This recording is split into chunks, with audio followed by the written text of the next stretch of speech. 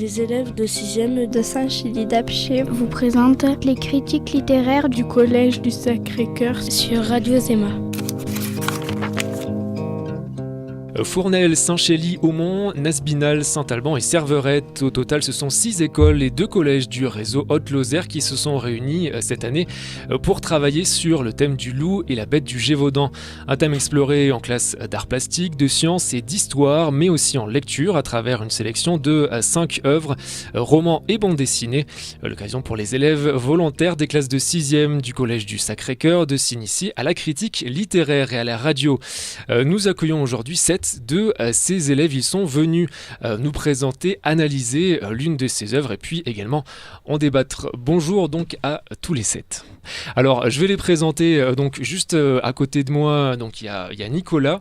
Bonjour Nicolas, et puis on t'entendra tout à l'heure et tout au long de cette émission. Bonjour Nicolas. Bonjour. Alors ensuite, je me rappelle pas forcément tous les prénoms, donc on va faire un petit peu comme ça suivant la liste. Alors il y a Estelle également. Estelle, voilà, tu es là. Bonjour Estelle. Il y a Noémie aussi. Bonjour. Voilà, Noémie, bonjour. Lila. Bonjour. Voilà, bonjour Lila. Et puis Yona. Bonjour. Voilà, donc ça c'est dans tous les élèves déjà de classe de 6e A, hein, voilà, je crois que c'est ça. Et puis il y a également de 6e C, il y a Carla. Bonjour. Bonjour Carla, et puis il y a également Léa. Bonjour. Bonjour Léa. Alors aujourd'hui on va parler d'une œuvre, d'un roman. Avant peut-être justement d'aborder ce roman et de le présenter, vous avez choisi je crois un titre en commun, enfin si je ne me trompe pas, pour cette œuvre. Alors déjà on va peut-être le dire et puis après on expliquera ensuite pourquoi vous avez choisi ce titre. Alors je vais peut-être commencer par toi Nicolas. Donc est-ce que tu peux me dire le titre qui a été choisi?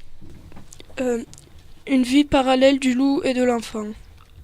Effectivement, il n'y a peut-être pas qu'une histoire de loup. Alors on va en parler tout à l'heure. Donc déjà, ce livre, donc de quelle œuvre on va parler concrètement aujourd'hui? Donc je vais peut-être demander à Estelle. Estelle qui est là. Estelle, alors est-ce que tu peux me présenter cette œuvre aujourd'hui? Alors déjà, c'est quoi le titre? Le vrai titre, on va dire. L'œil du loup. Voilà, L'œil du loup. Donc, effectivement, voilà, ça va parler d'un loup. Donc, qui en est l'auteur aussi? Noémie? Noémie, tu es là, voilà, non, Noémie. L'auteur, est-ce que tu peux me donner le nom de l'auteur? L'auteur, c'est Daniel Pénac. Voilà, Daniel Pénac. On va aussi en parler peut-être plus en détail ensuite de Daniel Pénac et ce qu'il a fait. Alors, cette œuvre, déjà, on va la présenter. De quel type d'œuvre il s'agit? On va peut-être justement pas mélanger type et genre d'œuvre. Est-ce que tu peux m'en parler peut-être Lila? C'est un roman fantastique d'aventure. Ouais, d'accord. Donc là, tu as en fait débordé sur la question suivante, mais c'est pas grave. Donc voilà, le genre, effectivement, tu l'as dit, donc fantastique et d'aventure. Voilà, c'est ça. Donc, il va y avoir vraisemblablement des éléments aussi un peu qui sortent, on va dire, de l'ordinaire. Comment on appelle ça d'ailleurs? Un nom peut-être pour dire qui sort de l'ordinaire. Oui, vas-y. Irréel. Oui, irréel. Ou peut-être, oui, Nicolas. Extraordinaire. Ouais, extraordinaire, ouais, on peut dire ça. Surnaturel aussi, éventuellement, voilà. Ok, donc c'est... on va voir donc un petit peu plus dans le détail de quoi ça parle, mais on va revenir donc sur l'auteur. Daniel Pénac, est-ce qu'il a écrit d'autres livres, Daniel Pénac? Alors je vais demander peut-être cette fois à Carla. Au bon air des ogres, La fée Carabine, La petite marchande des proses. Je crois, notamment, il avait reçu le prix Renaudot pour Chagrin d'école. Là, c'était un récit autobiographique. Donc voilà, donc Daniel Pénac. Aujourd'hui, on va s'intéresser surtout à cet œil du loup. Comme chaque histoire, il y a aussi des personnages, évidemment. On va parler donc de cette histoire. Qu'est-ce qu'il raconte, cet œil du loup, puisque justement, alors Nicolas, tu me rappelles peut-être le titre que tu avais donné tout à l'heure? Une vie parallèle du loup et de l'enfant. D'accord, donc il y a aussi l'histoire d'un enfant. Est-ce que vous pouvez peut-être aussi parler de cet enfant et quel rôle il va jouer? Alors bien sûr, on ne va pas trop en dévoiler de l'histoire. Je vais demander peut-être cette fois à Léa, quel rôle il va jouer justement cet enfant et qu'est-ce qui se passe dans l'œil du loup? Est-ce que tu peux nous résumer un petit peu? Alors je crois que déjà il y a peut-être une rencontre entre les deux, c'est ça? Oui. C'est dans un zoo. Il y a un enfant et un vieux loup qui se regardent dans les yeux. Et le petit garçon, il voit dans l'œil du loup toute sa vie jusqu'au parc. Et le loup, il voit dans l'œil de l'enfant toute sa vie jusqu'ici, enfin jusqu'au parc. Alors déjà, il y a un repère peut-être aussi en termes de temps, c'est le parc en fait. Voilà. Oui. Et alors, tu l'as dit, hein, je pense que c'était assez clair, mais donc effectivement, si je comprends bien, c'est le loup qui voit donc la vie du jeune garçon voilà, dans ses yeux et puis inversement. Donc il y a déjà voilà, un partage, et puis après, il y a peut-être d'autres personnages aussi, des personnages dans ces deux histoires. Oui, il y a Pabia, Mabia. Donc sur les personnages, qui sont-ils d'ailleurs justement ce que tu viens de citer, donc là c'est peut-être dans l'histoire du loup ou du garçon? C'est du garçon. Je crois que c'est le père et la mère du petit garçon, enfin ceux qui l'ont adopté. Est-ce que après il y a d'autres personnages qu'on peut peut-être citer, si certains s'en rappellent comme ça? Les braconniers. Ouais, d'accord. Bon là les braconniers, si je comprends bien, ce sera peut-être plus dans l'histoire du loup. Oui. Et la louve, Paillette. Donc très bien.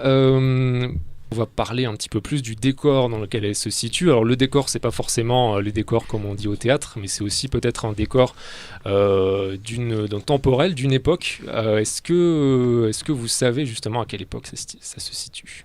Au XXe siècle. Ouais, déjà donc c'est quand même assez contemporain. Qu'est-ce qui peut nous faire penser ça justement? Est-ce qu'il y a des éléments comme ça La voiture. Ouais, déjà, voilà, la voiture, parce qu'effectivement, la voiture, ça nous dit quoi? Ben, il y a quand même des avancées technologiques qui peuvent effectivement nous faire penser que c'est au XXe siècle. Et puis le lieu également, c'est important pour une histoire où ça se passe. Déjà, alors, tu l'as dit tout à l'heure, ça se passe au zoo, déjà. Il y a deux histoires après qui partent de là aussi. Ces histoires, par contre, elles se passent où? Là, je crois qu'il y a par contre des lieux assez importants. En Alaska. Ouais, déjà en Alaska. Donc ça, c'est pour quel personnage, pour quelle histoire? Ouais. Et l'Afrique pour le... Alors, juste, attends, je rapproche un Et petit peu. l'Afrique pour le garçon. Qu'est-ce qui va peut-être se passer alors justement dans chacune de ces histoires? Alors le loup en Alaska, je crois que tu parlais tout à l'heure peut-être des braconniers. Il y a des braconniers qui chassent les loups en Alaska. D'accord. Flamme noire s'appelle, le loup va se retrouver dans cette chasse, on va dire. Donc justement tu disais le nom voilà, du loup. Alors voilà, Yona, tu parlais aussi de l'histoire du garçon. Déjà le nom du garçon aussi on peut le... Il s'appelle Afrique. Ouais, d'accord. Ben voilà, ça indique bien effectivement où ça va se passer. Donc ça se passe en Afrique. Est-ce qu'on peut, alors là, pareil, sans trop dévoiler, hein, évidemment, sans dévoiler la fin, sans trop dévoiler l'histoire, est-ce que tu peux nous expliquer un petit peu ce qui va se passer aussi dans l'histoire de ce garçon? Quand il était petit, sa mère, elle l'a laissé, donc il a été vendu à un marchand. Et ce marchand, il s'est occupé de lui. Mais à un moment, il est parti sans lui parce qu'il n'en voulait plus. Et donc après, il s'est retrouvé quelque part. Donc avant peut-être, alors on va terminer cette première partie et on parlera, merci Yona pour ton résumé et puis donc pour un petit peu à tout le monde pour les infos déjà sur pour comprendre un petit peu mieux, pour savoir de quoi il s'agit sur cette œuvre. On va ensuite plus enchaîner en deuxième partie sur votre opinion et les ressentis de lecture, hein, ce que vous avez pensé de cette œuvre. Alors on peut peut-être justement maintenant expliquer un petit peu mieux le titre qui avait été choisi. Donc Nicolas, donc tu me le rappelles le titre exact, peut-être je voudrais pas l'écorcher. La vie parallèle du loup et de l'enfant. Alors pourquoi justement, est-ce que tu pourrais m'expliquer en quelques mots ce titre et pourquoi vous avez choisi ça?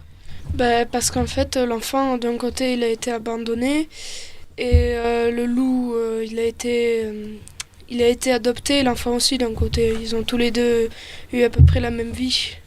Très bien, merci Nicolas. On va faire une courte pause avant d'écouter vos critiques sur cette œuvre L'œil du loup de Daniel Pénac. Je vous propose tout de suite d'écouter un extrait du court-métrage d'animation sorti en 1998, adaptation du roman et réalisé pour la télévision par O.L. Kaoïssa, intitulé également L'œil du loup.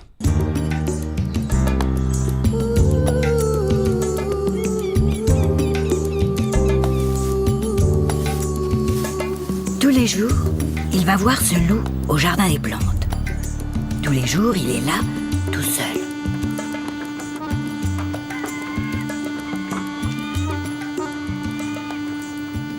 les jours, il le regarde. Et qu'est-ce qu'il peut bien lui vouloir? M'agace celui-là. Cela fait bien 2 heures que ce garçon est là, immobile comme un arbre gelé, à regarder le loup marcher. Dans jamais. Toujours là avant les autres. N'a jamais vu de loup, quoi.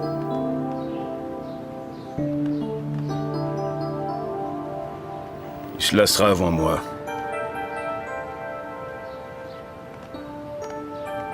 Je suis plus patient que lui.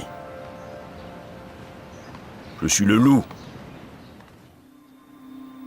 Et le lendemain matin, la première chose que voit le loup, c'est ce garçon. D'accord. Tu l'auras voulu. Ça fait trop longtemps que ça dure. Tu veux me regarder? D'accord. Moi aussi, je vais te regarder. C'est qu'il n'a qu'un œil, le loup. Il a perdu l'autre dans sa bataille contre les hommes, le jour de sa capture.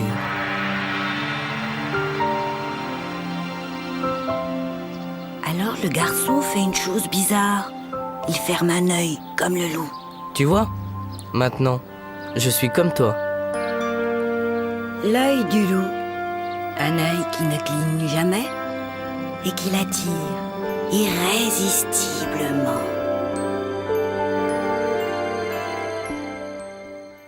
Donc on est de retour sur le 96.2, donc avec les élèves de 6e du Collège du Sacré-Cœur pour cette chronique de critique littéraire consacrée donc aujourd'hui à L'œil du loup de Daniel Pénac, un roman de fantastique et également qui met en scène un loup, un enfant. On en a déjà parlé un petit peu dans ce début d'émission. On va cette fois peut-être écouter un petit peu plus les ressentis et les opinions de chacun donc à la lecture. Alors déjà, première question aussi un petit peu simple, est-ce que vous avez apprécié cette lecture? Vas-y. Oui, j'ai bien apprécié. Ouais. Alors qu'est-ce qui t'a peut-être plu particulièrement dans cette lecture? Plutôt l'aventure du loup. Donc l'autre partie peut-être t'as un petit peu moins accroché, on va dire, ou ouais, d'accord. D'autres réactions justement sur cette lecture, déjà sur vos avis? Mais on trouvait que c'était bien organisé sur les chapitres, c'était bien organisé. Ouais, bien classé. D'accord. Organisé, donc tu veux dire donc la structure du roman, peut-être voilà. Oui. Ouais, t'as bien plu. D'autres avis? Oui, vas-y. Moi, j'ai pas forcément aimé le livre parce que je trouvais qu'il y avait déjà pas beaucoup d'actions, mais surtout c'est que déjà elle mettait très longtemps à démarrer les actions. D'accord. Au niveau du rythme, alors peut-être du roman, c'est ce qui t'a un petit peu gêné? Oui. Ouais. Qui veut réagir peut-être à ce qu'a dit Nicolas? En fait, on n'était pas d'accord. Il y avait Nicolas qui trouvait qu'il n'avait pas trop apprécié le livre et tous les autres, on avait apprécié le livre. Bon voilà, ça c'est la sensibilité de chacun. Donc on pourra donc justement voilà sur ce que tu disais, donc Nicolas, ce que tu lui reprochais, peut-être le rythme, justement sur ce rythme, sur le manque d'action aussi. Qu'est-ce qui est-ce que quelqu'un peut-être a quelque chose à dire? Est-ce qu'il vous a manqué de l'action aussi aux autres? Oui, vas-y. Oui. Pas trop. Non, pas trop. Ouais, ça va. Oui, c'était surtout sur le loup. Du côté du loup, il y avait beaucoup d'action quand même. Ouais. Parce que justement, il y a des dangers donc qui pèsent effectivement sur le loup en tout cas. Alors tu me rappelles d'ailleurs le nom du personnage? Flamme Noire. D'accord. Donc effectivement, il y a aussi des choses, peut-être des dangers qui pèsent sur ce personnage-là. Donc effectivement, ça a quand même tenu un petit peu en haleine. Après, sur l'histoire du garçon, est-ce que vous avez quelque chose à dire? Qu'est-ce qui vous a peut-être marqué aussi sur cette histoire-là? Parce qu'elle est un peu triste aussi, oui, vas-y. Le comportement du garçon, il racontait souvent des histoires, donc ça a marqué. Justement, voilà, avec le loup, en fait, ils sont, on peut le dire, dans une situation comme ça, ils s'ouvrent un petit peu l'un à l'autre et ils vont finalement, beaucoup se raconter des choses et peut-être parfois assez personnelles aussi. Ouais. Ok. Alors, peut-être une question comme ça. Alors, justement, Nicolas, toi qui n'étais pas trop, d'accord avec les autres justement sur ce livre, qu'est-ce que tu aurais voulu toi changer peut-être sur ce roman-là? Qu'est-ce que tu aurais rajouté? Alors peut-être de l'action, j'imagine. Par exemple, je sais pas moi, qui plus de suspense parce que à chaque fois c'était facile à deviner à chaque fois pourquoi ça se passait comme ça et pas autrement parce que Un peu prévisible pour toi peut-être, voilà, ouais, ce qui t'a peut-être gêné. Pareil, des réactions à ça peut-être? Oui. Je suis pas d'accord avec Nicolas et déjà il aurait dû simplifier un peu plus le livre parce que moi vu que j'ai des problèmes pour lire, c'est plus compliqué pour lire avec ce qu'il a ce qu'il a lu, j'arrive pas trop à expliquer. Ouais, à certains moments, tu avais peut-être du mal à comprendre ce qui se passait en fait, ou ouais. Alors justement, pour continuer donc à essayer un petit peu de caractériser ce roman, est-ce que en quelques mots comme ça, comment vous le décririez peut-être? Est-ce que des mots comme ça, chacun qui peut-être vous ont, vous ont marqué, ou ce que vous retenez principalement du roman? Il était assez triste, bouleversant, émouvant. On va peut-être en garder pour les autres.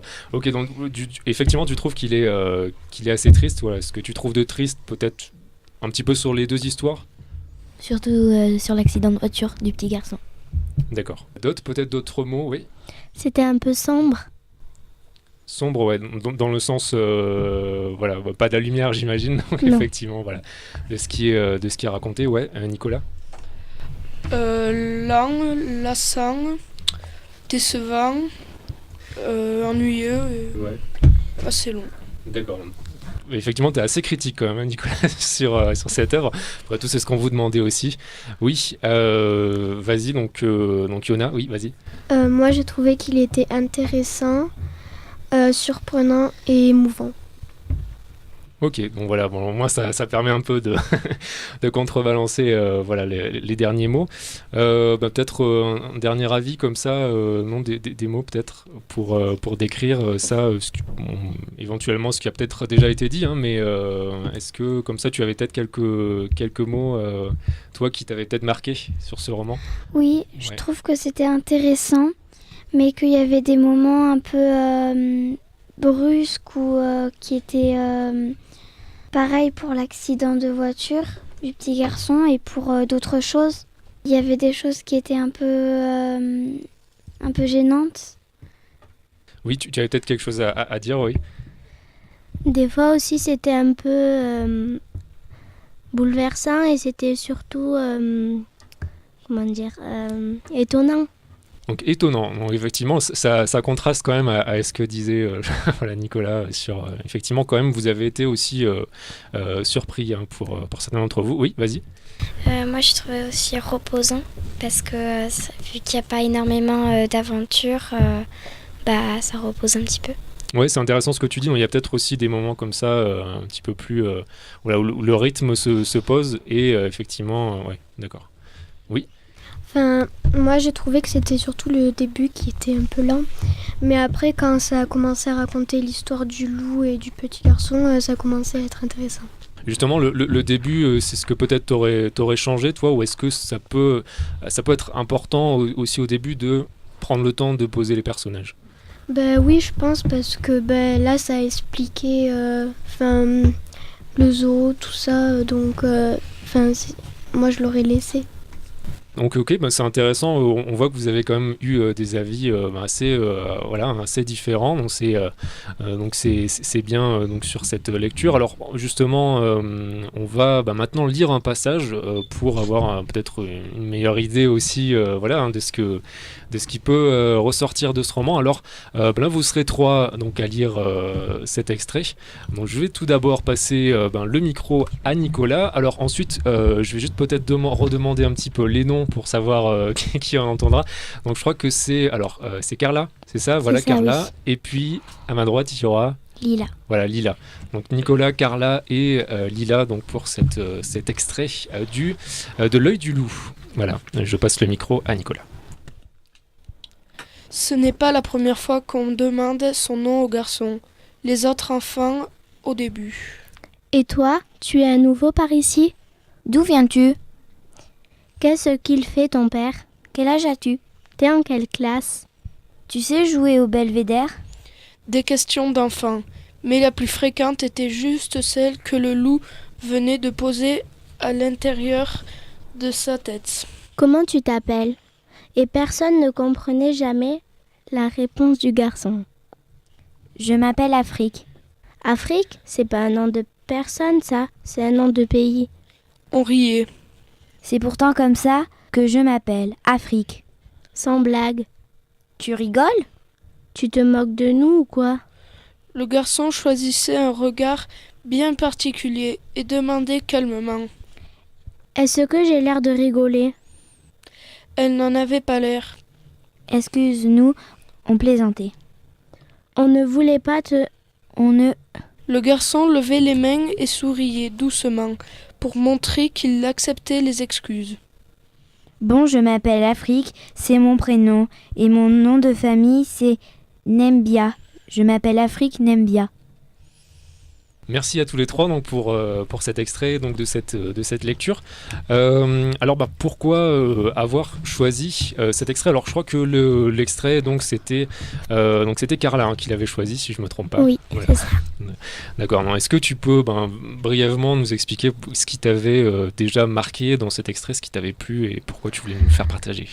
Parce que en fait j'ai l'impression qu'en fait le garçon au début il se faisait plutôt des ennemis et qu'à la fin quand il leur a vraiment dit qu'il s'appelait comme ça, et bien ils l'ont cru. Du coup il se sent étonné tout seul. C'est un prénom intéressant effectivement. Voilà, Afrique. Est-ce que, alors pourquoi peut-être l'auteur justement, selon toi, ou selon vous aussi, si vous voulez réagir, est-ce qu'il a peut-être pu l'appeler Afrique justement? Oui, vas-y. Il a vécu beaucoup en Afrique, du coup ses parents ont sûrement décidé de l'appeler Afrique parce qu'il a vécu en Afrique. Ou sinon peut-être qu'ils l'ont appelé Afrique parce qu'il est né en Afrique et qu'ils ne connaissaient pas son nom. Oui, d'accord. Oui, ça peut effectivement se justifier. Ouais. Je sais pas, quelqu'un peut-être voulait réagir. Est-ce que peut-être est-ce qu'il pourrait y avoir une symbolique aussi sur ce nom-là, donner peut-être le nom comme ça à un personnage d'un pays? Qu'est-ce que ça pourrait évoquer comme ça peut-être? Déjà on peut confondre un petit peu les deux parce que on peut se perdre dans le livre parce que quand il parle d'Afrique, le pays, qui parle après d'Afrique, le nom, on se perd facilement.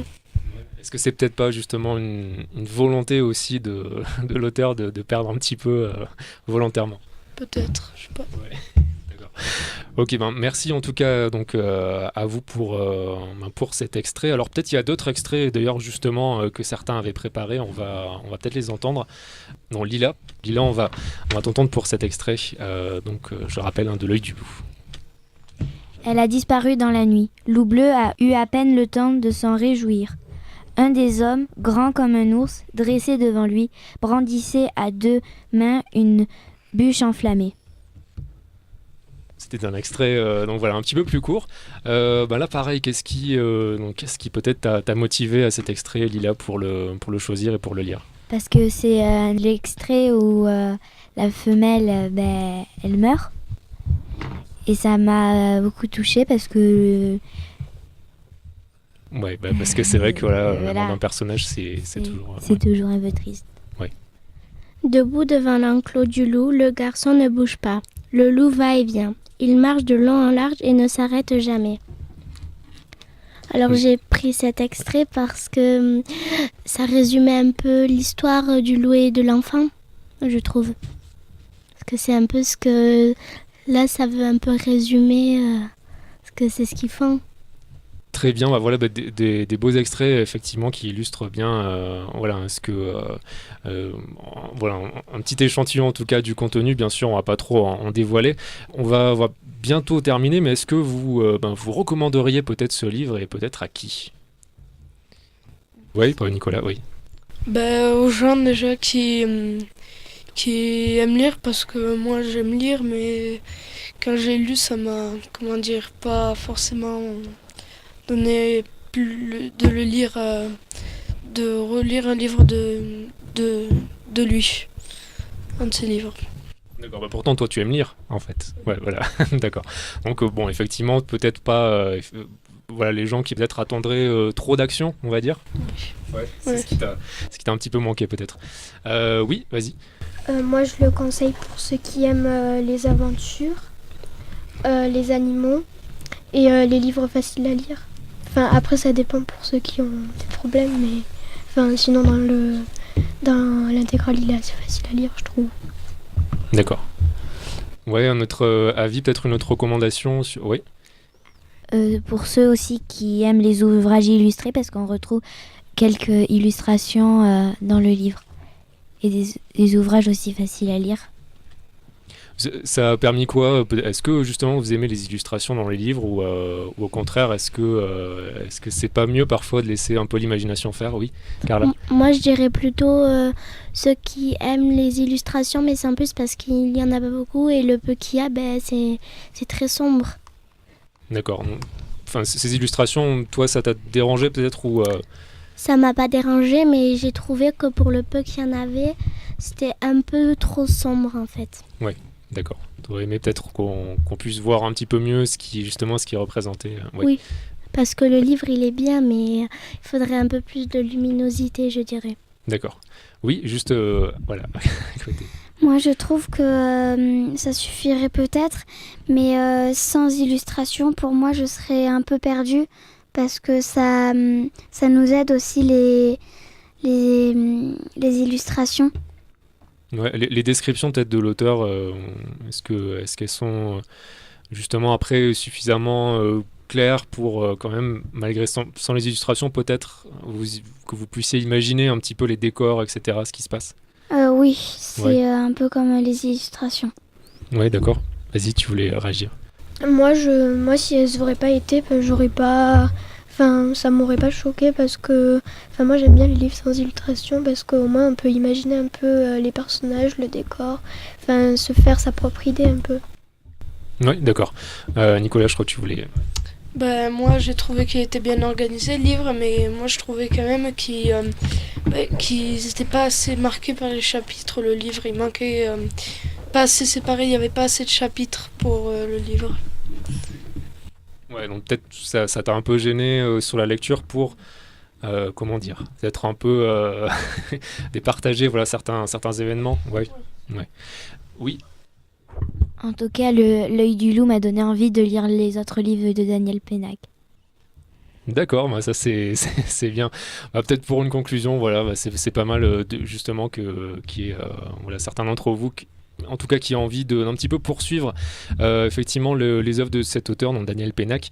Et puis on va peut-être finir. Alors bon, là c'est vrai que c'est un petit peu le côté scolaire, on va dire, mais est-ce que si vous deviez même aller donner une note de 0 à 5 comme ça, on va faire un petit tour de table en fait, justement. Alors on va s'autoriser peut-être des 0,5 comme ça, ça vous permettra de faire voilà, donc une note de 0 à 5. On va commencer par Nicolas, donc pour L'œil du loup.